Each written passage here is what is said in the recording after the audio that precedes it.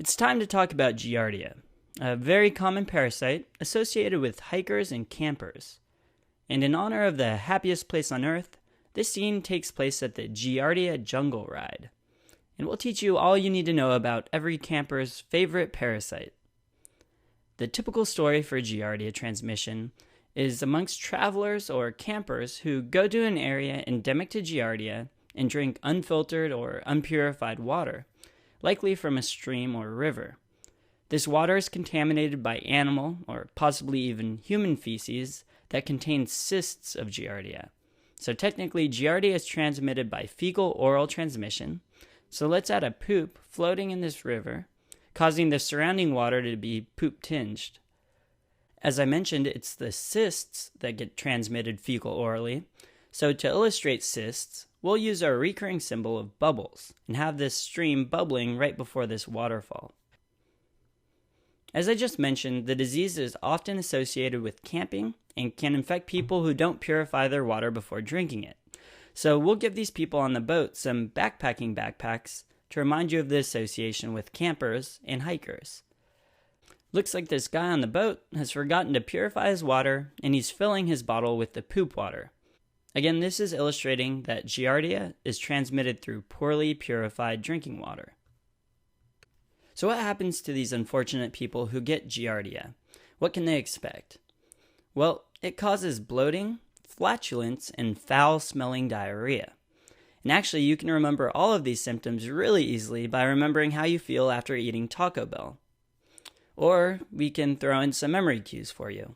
Like, we can draw some campers holding their noses to remind you of foul-smelling diarrhea, as opposed to the normal, beautiful-smelling diarrhea. An important buzzword that supports giardiasis is steatorrhea, which means fatty diarrhea. So to represent this, we'll draw a man sitting on a yellow stool. Yellow to remind you of fatty stool, and notice it's not red because it's not producing bloody stools.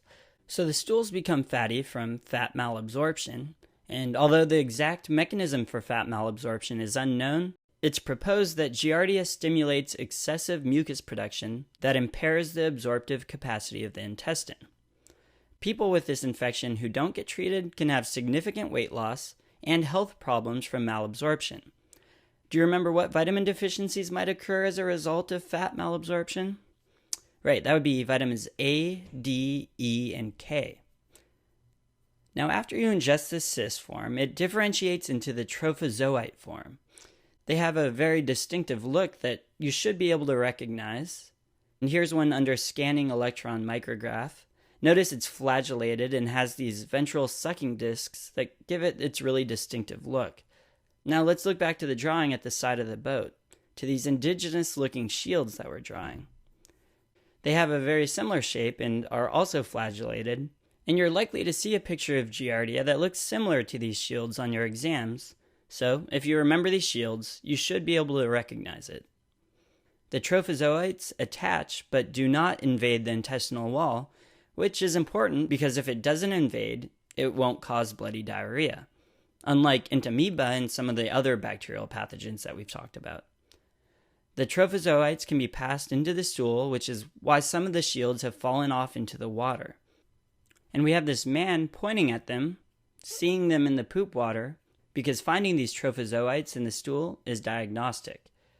You'd find them if you ordered a stool O&P, or ova and parasites.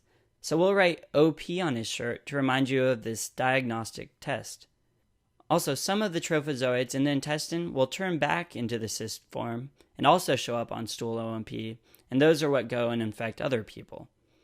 Alternatively, you can perform an ELISA stool antigen test to make the diagnosis. So we'll actually title the boat Eliza, a great boat name. Interesting story, I came really close to naming my boat Eliza, but then realized I couldn't because I don't have a boat.